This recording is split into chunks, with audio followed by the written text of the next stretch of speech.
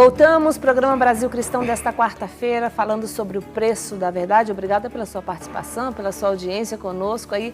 Todo mundo tem ido dormir mais abençoado, né? Assim, mais com os pensamentos borbulhando, né? Talvez demora um pouquinho porque fica pensando lá nos assuntos que são tratados aqui no Brasil Cristão. Eu só fico imaginando o pessoal lá em casa, né, participando conosco. Eu tenho um convite para fazer para você. Um convite especial aqui da Associação do Senhor Jesus. A partir do dia, presta atenção, a partir do dia 16 de novembro, no canal do YouTube da Rede Século XXI, às 4 da tarde, você vai acompanhar a novena de Nossa Senhora das Graças, da Medalha Milagrosa. 4 da tarde, canal do YouTube da Rede Século XXI, dia 16, você vai começar então a fazer conosco a novena da Medalha Milagrosa de Nossa Senhora das Graças. Convite feito. Vamos continuar então aqui a nossa conversa. O mundo está relativizado, está tudo uma bagunça, ninguém sabe onde encontra a verdade. Nós estamos anunciando aqui, a verdade é Cristo, ela tá aqui, não é? E por que isso, como é que nós chegamos nisso, nesse ponto de relativismo? Como é que se chega nesse ponto de desespero, de falta de consistência, falta de verdade, sem saber para onde ir? É claro que isso foi sendo fomentado na mente, através das escolas. A gente já falou muito aqui do marxismo, não é? Que foi diluindo, até porque eles não têm uma verdade. Não é? Eles não defendem, não é a verdade, eles defendem uma causa, e em nome dessa causa eles mudam as verdades deles, não é? Sempre que é necessário, eu mudo a minha verdade em nome da minha causa. Essa é a causa, essa é a verdade do marxismo e de quem defende o comunismo e todas essas ideologias. Inclusive tem um WhatsApp agora. Vamos ver quem é que está conosco, que é a respeito disso. Paz e bem, acompanhando o programa agora, muito bom sobre a verdade. E realmente vivemos, ao meu ver, o tempo mais difícil em relação à verdade, pois é de dentro da igreja de Cristo que se encontra a maior dificuldade. O relativismo está tão infiltrado que a isso se dá toda essa confusão de fé. Porém, tenhamos fé. A promessa de Nossa Senhora é essa. Por fim, o meu imaculado coração triunfará. É exatamente isso que eu estava falando aqui, essa confusão fora e dentro da igreja. Não é? Vamos falar um pouquinho sobre isso, porque quem está nas escolas, nas universidades, passando por essa doutrinação de diluir a verdade, é muito mais difícil, talvez, depois encontrar a verdade que nós estamos falando aqui. Para o revolucionário, para o portador da mentalidade revolucionária, né, o ideólogo, ou seja, ideologia, né, não é a verdade, é o simulacro da verdade. Né? Ele tem uma causa, como você estava colocando anterior, que não precisa encontrar a verdade. Você precisa colocar a serviço as narrativas a favor da sua ideologia. Né? A verdade não interessa.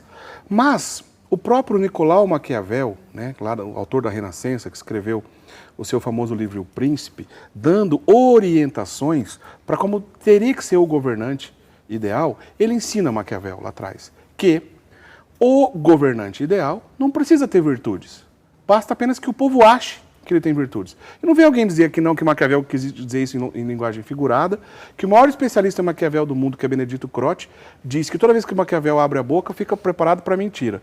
Agora, a verdade em Maquiavel é uma confusão. Então não vem dizer aqui que é linguagem figurada e tudo mais. Está escrito no Príncipe. Não precisa ter virtude. Aliás, quem quiser ler um livrinho desse tamanhozinho, bem pequenininho, você lê bem rapidinho. E ele ensinava isso. Não precisa ter virtude, basta que o povo ache que você tem virtude. Então, a nossa sociedade, ela é abarrotada por esse tipo de ideologia. Seja na escola, seja em vários lugares. E é verdade que dentro da igreja esse pensamento também se encontra. Né? O que é a teologia da libertação? É uma teologia baseada sobre o mau e velho marxismo, uma teologia sem Deus. Como é que pode um ateísmo gerar algo teológico? Então nós recebemos e crescemos com isso. Mas a verdade não é um ponto de vista. A verdade, ela existe. A verdade não é uma opinião, a verdade existe. O que é necessário, a gente disse aqui há pouco, é que a gente possa ter a humildade de reconhecer de onde que vieram as minhas opiniões. Onde que chegou tal pensamento? Onde que eu acabei abordando esse assunto e nem sei de onde veio o meu pensamento e eu tenho uma opinião formada. Será que a minha opinião condiz com a verdade? Será que a minha opinião condiz com o Evangelho? Né? Busque uma pessoa que possa te ajudar, um diretor espiritual, o seu pároco ou alguém indicado por ele, para que você, de repente, consiga ter um discernimento para se aprofundar nessas questões, porque nós vivemos, sim, essas crises. E essas crises, infelizmente, não vão se dissipar facilmente da nossa sociedade, não. Nós vivemos um período terrível. Agora, todo aquele, como já dissemos anteriormente, que se aproximar, buscar e viver essa verdade, esteja preparado para o martírio da ridicularização, como disse Bento XVI. Gente, é melhor chegar no céu ridicularizado do que cheio de pompas e ir para o inferno. Então, assim, a nossa geração pede esse tipo de atitude.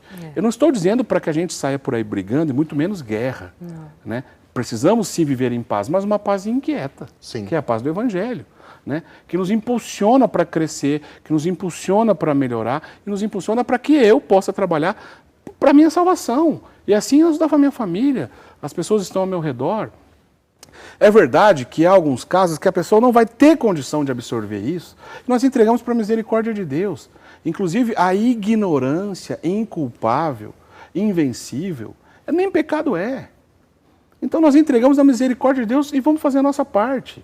Né? Uma pessoa que não sabe que o Senhor Jesus Cristo é a verdade, que não sabe que o Senhor Jesus Cristo deixou uma igreja, que vive numa tribo, sei lá da onde, que nunca vai ouvir falar que nem Jesus Cristo existiu, ele merece a condenação eterna por isso? Não, aí é uma ignorância inculpável. Agora, Eric, deixa eu te fazer aqui, porque tem uma pergunta aqui no nossa rede social, lá na nossa página, de um querido.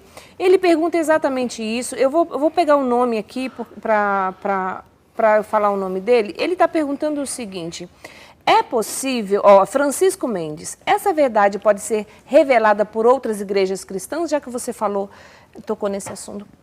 É possível? Olha, Deus não poderia revelar dois tipos de crença diferentes.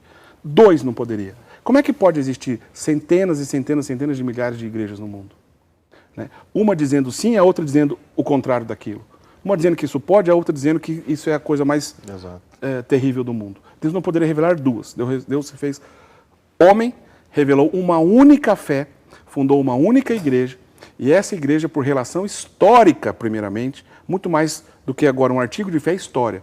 De Pedro a Papa Francisco passaram 266 papas. A fé católica significa que ela é completa, e é verdade que durante esses anos teve muita gente complicada, muita gente que viveu o seu pecado muito mais do que as suas virtudes. Mas isso, veja, o ouro, quando ele é conduzido por alguém com as mãos sujas de barro, não perde seu valor. Assim ensinava Dom Estevão Bittencourt. Então, a igreja, mesmo que, durante todos os períodos da história, possa ter conduzido essas verdades da qual a igreja é guardiã e não é dona, mesmo com mãos sujas, pecaminosas, o ouro não perde o seu valor se alguém o conduz com mãos de barro. E a verdade que é anunciada, então, nas outras religiões? São parcelas da verdade, como a gente disse aqui agora há pouco. Sim. É possível, sim, encontrar parcelas da verdade, parcelas do Evangelho. É possível, a misericórdia de Deus alcança. Mas a revelação divina, a plenitude da revelação que Cristo ensinou, ele deixou num só lugar. Eu sou o caminho, não sou um dos caminhos.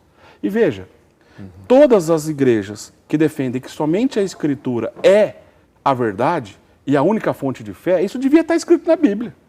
Olha, se a Sagrada Escritura é a única fonte de fé, devia estar escrito nela: eu sou a única fonte de fé. E na igreja, e na Bíblia, na sua Bíblia, meu querido, Timóteo 3 está escrito: a igreja é coluna e sustentáculo da verdade. A igreja, e não a palavra de Deus.